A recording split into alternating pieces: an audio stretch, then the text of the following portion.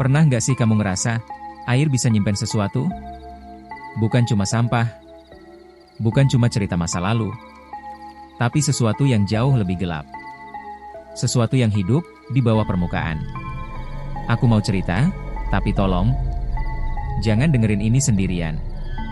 Dan kalau bisa, jauhkan dirimu dari suara air, apalagi sungai. Karena apa yang aku alamin, bukan sekadar mimpi buruk, tapi nyata. Cerita ini dimulai waktu aku pindah ke rumah nenek, yang letaknya persis di pinggir sungai tua. Sungai yang dari luar kelihatan biasa aja. Tenang. Diam. Tapi siapa sangka, di balik airnya yang keruh, ada makhluk yang selama ini nunggu. Nunggu buat dipanggil. Nunggu buat narik korban berikutnya. Namanya, Hantu Banyu. Jujur ya, waktu pertama kali aku pindah ke rumah nenek yang ada di pinggir sungai itu, aku nggak nyangka bakal ngalamin kejadian yang segila ini. Aku pikir, hidup di desa bakal adem ayem, tenang, jauh dari hiruk-pikuk kota. Tapi ternyata, ketenangan yang aku rasain malah terasa aneh. Sunyi yang bukan sunyi biasa. Kayak terlalu sepi. Terlalu hening, sampai-sampai tiap gerakan angin pun bisa bikin jantung deg-degan. Sungai itu letaknya cuma sekitar 5 meter dari belakang rumah. Dari teras belakang aja udah kelihatan jelas. Airnya nggak ngalir deras kayak sungai pada umumnya. Dia lebih ke diam. Tenang. Tapi ketenangannya itu yang bikin bulu kuduk berdiri. Warnanya hijau tua, keruh banget, dan penuh lumut. Di beberapa bagian, ada ranting-ranting pohon yang mencuat kayak tangan-tangan kecil yang mau narik sesuatu dari atas permukaan. Aku bahkan sempat mikir, kalau misalnya ada orang yang kepleset dan jatuh ke dalam sungai itu, kemungkinan ketemunya lagi kecil banget. Airnya tuh nggak kelihatan dalam, tapi ada perasaan seolah dasar sungainya itu jauh banget, kayak lubang hitam. Hari-hari pertama sih biasa aja. Tapi makin malam, makin sering aku ngerasa kayak diawasi. Terutama kalau aku duduk di belakang rumah sambil minum teh atau ngelamun. Ada satu titik tertentu di sungai itu yang tiap kali aku lihat, bikin dadaku sesek. Aku nggak ngerti kenapa. Rasanya kayak ada yang ngumpet di situ, dan ngeliatin aku terus-terusan. Bukan cuma sekali dua kali, tapi hampir tiap hari. Tapi ya, aku masih coba positive thinking aja. Mikir mungkin cuma perasaan doang, karena suasana desa yang emang sunyi banget. Sampai akhirnya kejadian itu terjadi malam itu, sekitar jam 10, aku bangun karena pengen ke kamar mandi. Kamar mandinya ada di luar rumah, dan pintunya ngadep langsung ke arah sungai. Aku buka pintu pelan, bawa senter kecil. Udara malam lumayan dingin, dan waktu aku buka pintu belakang, tiba-tiba bulu kuduku berdiri semua. Entah kenapa, udara di luar tuh beda. Lebih lembab. Lebih dingin. Dan, lebih sunyi dari biasanya. Pas aku lagi jalan ke kamar mandi, aku dengar suara. Suara cewek nyanyi. Suaranya pelan banget, hampir kayak bisikan. Tapi nadanya tuh sedih. Dalam banget. Kayak nyanyian orang yang kehilangan sesuatu. Larak lirik Banyu, kembalikan. Langkahku langsung berhenti. Aku berdiri di tengah jalan setapak yang becek karena hujan kemarin. Aku yakin banget, gak ada siapa-siapa di sekitar. Tapi suara itu jelas banget kedengeran dari arah sungai. Aku nyorot ke sana pakai senter. Gak ada siapa-siapa. Tapi suara itu masih kedengeran, makin lama makin jelas. Larak lirik Banyu, kembalikan. Aku gak kuat. Aku langsung lari masuk ke kamar mandi dan ngunci pintu. Tapi rasa penasaranku gak berhenti sampai di situ. Di bagian atas pintu kamar mandi, ada jendela kecil buat sirkulasi udara. Dan dari situ, aku bisa lihat langsung ke arah sungai. Waktu aku intip, aku lihat dia. Sosok cewek berdiri di pinggir sungai. Diam. Gak bergerak sama sekali. Rambutnya panjang, basah, kayak abis dicelupin ke lumpur. Bajunya compang-camping, lekat di badannya. Tapi yang paling bikin aku hampir nyaris jatuh pingsan wajahnya. Atau tepatnya, ketidakadaan wajahnya. Dia nggak punya muka. Nggak ada mata. Nggak ada hidung. Nggak ada mulut. Cuma permukaan putih pucat yang halus kayak kertas kosong. Tapi aku ngerasa, dia ngeliat langsung ke arahku. Dia tahu aku ada di situ. Dan tanpa suara, aku bisa ngerasa dia ngomong dalam pikiranku. Aku lihat kamu. Aku buru-buru keluar dari kamar mandi. Lari masuk rumah, ngunci pintu rapat-rapat. Tapi sepanjang malam, aku masih bisa dengar suara nyanyiannya. Pelan. Sayup. Seolah air sungai itu bawa suara dia masuk ke dalam rumah. Dan malam itu, adalah awal dari semuanya. Besok paginya, aku bangun dengan kepala berat. Rasanya kayak semalaman mimpi buruk terus, tapi anehnya aku nggak bisa ingat mimpi itu apa. Yang jelas, suara nyanyian semalam masih terngiang-ngiang di kepala.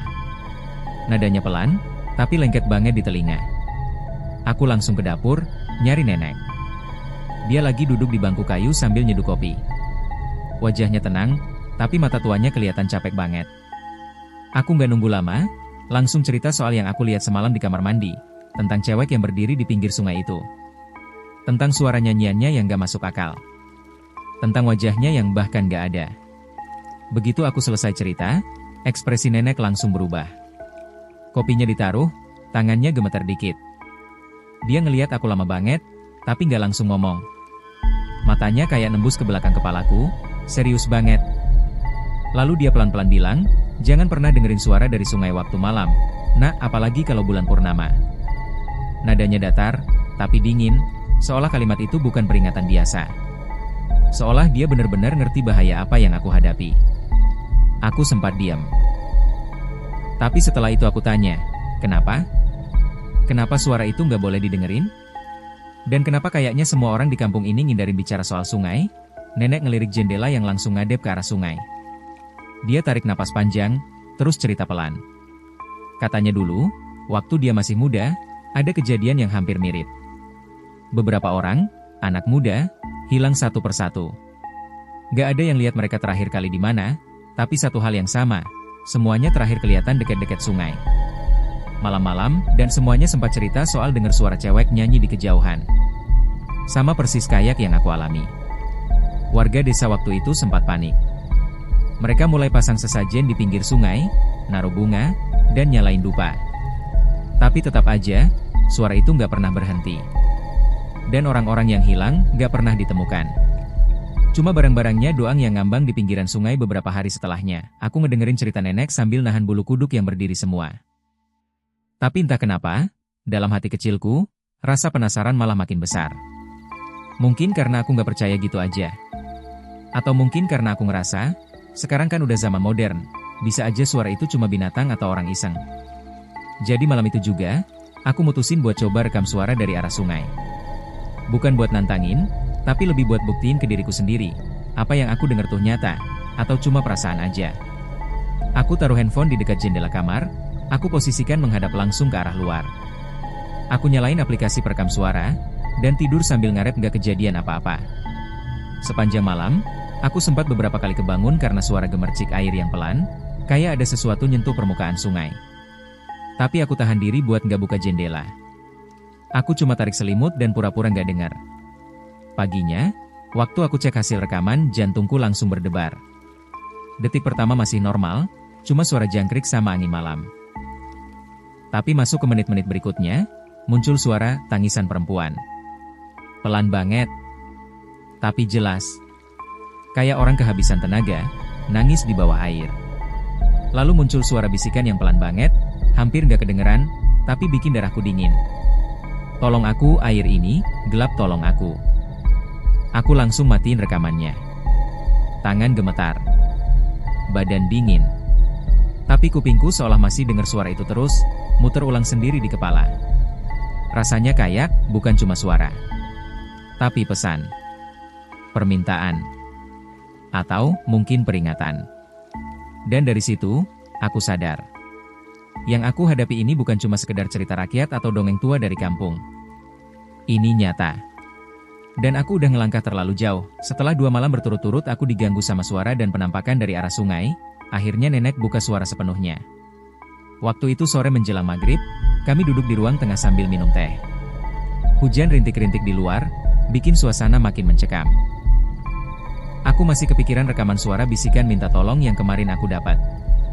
Rasanya masih nggak masuk akal. Tapi yang lebih nggak masuk akal adalah, aku percaya. Rasanya beneran nyata. Dan aku butuh penjelasan lebih. Nenek narik napas panjang sebelum mulai cerita.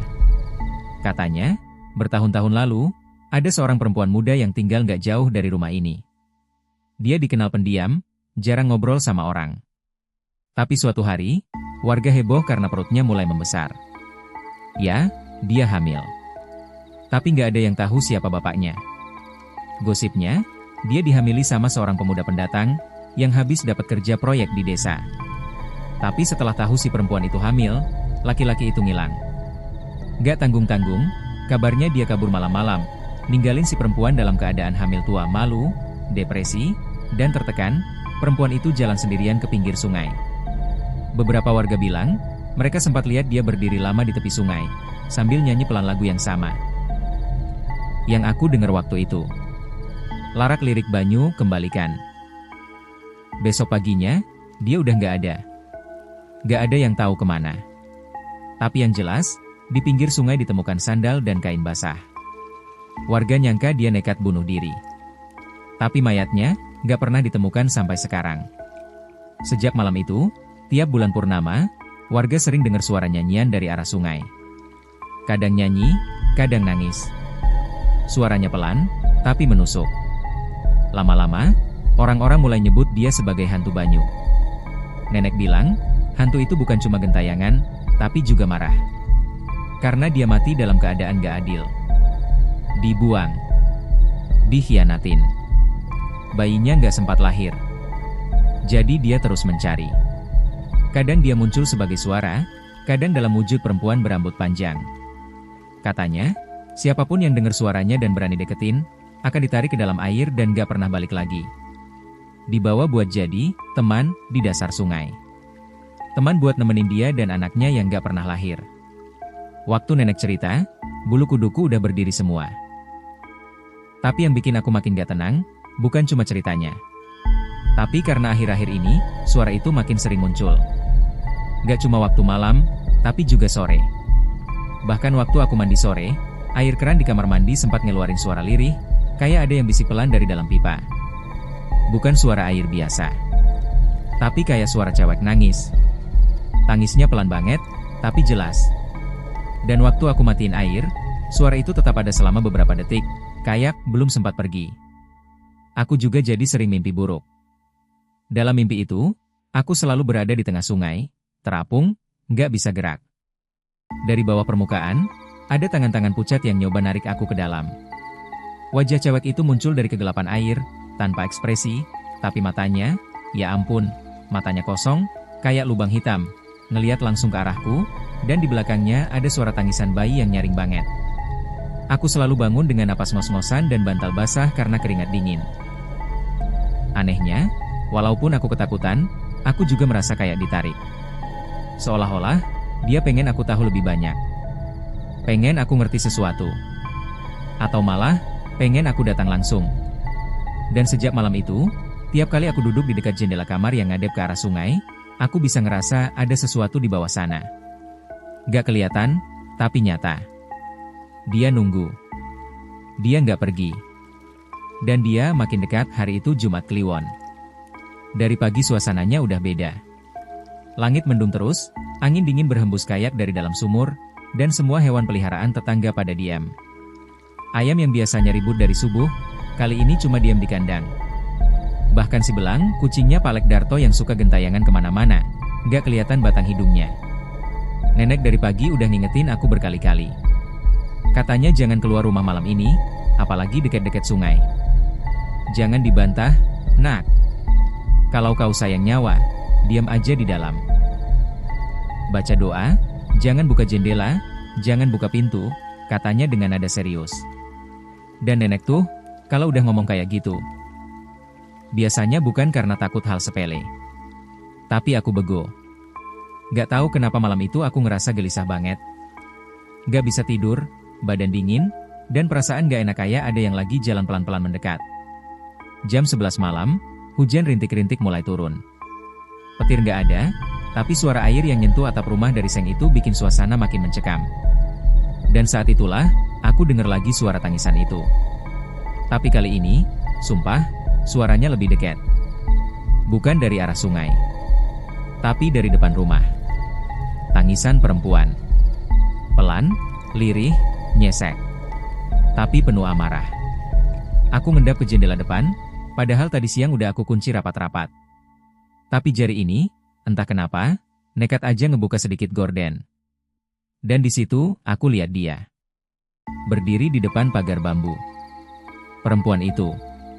Rambutnya makin panjang, basah, lekat ke wajah dan bahunya. Bajunya koyak, penuh lumpur. Dan kali ini, dia ngelihat langsung ke aku. Tangannya gemetar, nunjuk tepat ke jendela tempat aku berdiri. Anakku. Kau yang ambil, kembalikan. Suara itu pelan, tapi jelas banget di telinga. Seolah-olah dia ngomong langsung dari dalam kepala aku. Tiba-tiba, jendela kebuka sendiri.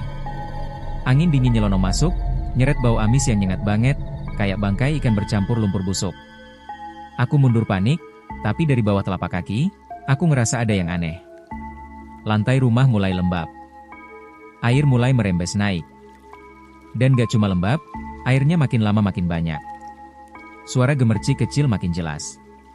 Aku ngelihat lantai kayu mulai basah, terus menggenang. Airnya datang dari sela-sela papan lantai, dari bawah rumah. Dan air itu dingin banget. Rasanya kayak bukan air biasa. Bukan air hujan. Tapi air mati. Air yang udah lama diam di dasar, yang bawa sesuatu dari bawah. Aku lari ke kamar nenek. Badan lemas, kaki gemeter. Tapi begitu aku buka pintu, nenek udah duduk di atas sajadah, matanya merem, bibirnya komat kamit bacain doa. Tapi ekspresinya tenang. Gak panik. Begitu aku masuk, dia cuma bilang pelan, duduk. Jangan banyak gerak. Jangan buka mulut. Dengerin. Aku duduk di pojok kamar, gemetaran sambil nahan tangis. Dari luar, suara tangisan makin keras. Tapi bukan cuma tangisan cewek. Ada suara bayi juga. Nangis keras, kayak teriak. Dan suara itu makin dekat, makin memenuhi seluruh rumah. Bahkan suara hujan pun kalah keras. Suasana rumah berasa kayak kapal bocor. Air makin tinggi, udah semata kaki. Tapi anehnya, cuma di dalam rumah. Di luar, dari celah pintu, aku ngelihat tanah kering. Hujan gerimis, iya, tapi nggak sampai bikin banjir. Ini air bukan dari langit, tapi dari bawah. Tiba-tiba, dari kolong rumah, terdengar suara muncratan. Kayak mata air yang meledak. Air muncrat dari sela lantai, nyemprot tinggi, kayak ada sesuatu yang nendang dari dalam. Airnya bening di awal, tapi lama-lama jadi keruh. Ada bau tanah busuk yang nyengat banget. Dan di antara semua suara, aku jelas banget dengar satu kalimat lagi. Pelan, tapi masuk langsung ke dada. Kalau dia bukan anakku. Kenapa dia bisa dengar aku? Aku nggak ngerti maksudnya. Tapi malam itu, aku ngerasa bukan lagi jadi orang asing. Aku ngerasa, aku terikat sama dia. Sama sesuatu di dasar sungai itu. Dan sejak malam itu, aku nggak pernah bisa tidur tenang lagi. Karena air itu belum berhenti muncul, besok paginya, rumah udah kering seperti nggak terjadi apa-apa. Nggak ada sisa air, nggak ada bekas banjir di lantai, bahkan bau amisnya pun hilang entah kemana. Tapi waktu aku buka pintu depan, aku langsung merinding. Di tanah liat yang masih lembab, ada jejak kaki. Kecil, basah. Bentuknya kayak kaki anak-anak, dan jejak itu cuma satu arah, menuju ke dalam rumah. Bukan dari dalam keluar, tapi dari luar masuk ke dalam. Nenek berdiri di belakangku, ngelihat jejak itu juga. Dia nggak bilang apa-apa, tapi langsung jalan ke dapur, ambil kantong plastik besar, dan bilang dengan nada yang nggak bisa ditawar, ambil semua barang yang pernah kamu taruh dekat sungai. Termasuk handphone yang kamu pakai buat rekaman itu. Kita buang sekarang juga. Aku nggak nanya. Nggak berani. Aku langsung masuk kamar, ngambil HP, beberapa pakaian yang sempat aku jemur dekat pagar sungai, dan bahkan sepatu yang aku pakai malam pertama waktu ngeliat dia. Semua aku masukin ke plastik. Rasanya aneh, kayak lagi bersihin diri dari sesuatu yang nempel di barang-barang itu. Nenek bakar semua barangnya di belakang rumah. Api dari pakaian itu ngeluarin asap tebal dan bau aneh, kayak kain yang dicelupin lumpur rawa. Tapi nenek terus bacain doa sambil matanya merem rapat. Aku pikir semua udah selesai. Tapi ternyata belum. Malamnya, aku nggak bisa tidur. Padahal badan capek, mata berat, tapi ada rasa nggak enak di dada. Kayak ditekan dari dalam. Akhirnya aku tertidur juga. Tapi mimpi yang datang benar-benar nggak akan pernah aku lupain seumur hidupku. Dalam mimpi itu, aku berdiri di tengah sungai.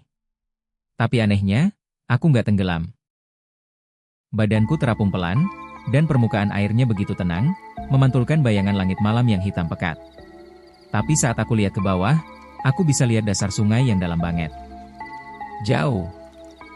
Gelap. Gak ada cahaya sama sekali. Tapi, aku bisa ngelihat dia. Perempuan itu. Dia muncul perlahan dari kegelapan. Rambutnya melayang lembut di air, bajunya koyak, dan tubuhnya pucat. Tapi kali ini, dia nggak sendiri. Di pelukannya, ada seorang bayi. Kecil, diam, matanya merem. Perempuan itu melayang pelan ke arahku, dan walaupun wajahnya masih tanpa mata, tanpa mulut, tanpa hidung, aku bisa ngerasa tatapannya langsung nembus ke dadaku. Dingin. Sepi. Tapi juga sedih. Tangannya ngarah ke aku, bukan buat narik. Tapi buat nyentuh pelan. Dan tiba-tiba, aku dengar suara. Bukan dari mulutnya, tapi langsung di kepalaku. Jelas. Lembut. Tapi bikin darahku beku, jangan ulangi kesalahanku, jangan percaya siapapun di pinggir sungai. Setelah itu, suara tangisan bayi makin keras. Air di sekelilingku mulai beriak, dan perlahan aku tenggelam ke bawah. Tubuhku berat, susah nafas, dan di antara suara tangisan itu, aku dengar suara bisikan terakhir dari perempuan itu. Kamu sudah lihat aku, kamu sudah dengar aku, kamu sudah bagian dari air ini. Aku kebangun dengan napas ngos-ngosan, baju basah oleh keringat. Tapi yang bikin aku nggak bisa tidur lagi adalah, telapak kakiku basah. Lantai kamar pun basah. Padahal semalam aku tidur di kasur. Sejak hari itu, aku nggak pernah berani dekat-dekat air terlalu lama. Mandi cepat-cepat, nyuci piring sambil merem, dan tiap hujan turun, aku selalu nutup semua jendela dan tirai. Karena tiap lihat permukaan air, aku ngerasa dia ada di situ. Ngeliatin aku dari bawah. Nunggu aku lengah. Kata nenek, kalau kita udah pernah didatengin hantu banyu, kita nggak akan pernah benar-benar bebas dari air. Karena dia udah ninggalin jejak di kita. Jejak yang cuma bisa dihapus, kalau kita ikut dia ke dasar. Dan aku, masih terus dengar suara nyanyiannya. Bahkan sekarang. Pelan. Di kepala. Larak lirik Banyu, kembalikan. Saya Joe. Dan ini adalah radio horor AI, tempat di mana suara-suara gelap tidak pernah benar-benar hilang. Matikan lampumu. Tapi jangan pernah mematikan kewaspadaanmu. Sampai jumpa di malam yang lain. Jika kamu masih di sini. Jika Anda pecinta horor sejati, subscribe sekarang dan nyalakan lonceng notifikasi agar tidak ketinggalan cerita terbaru.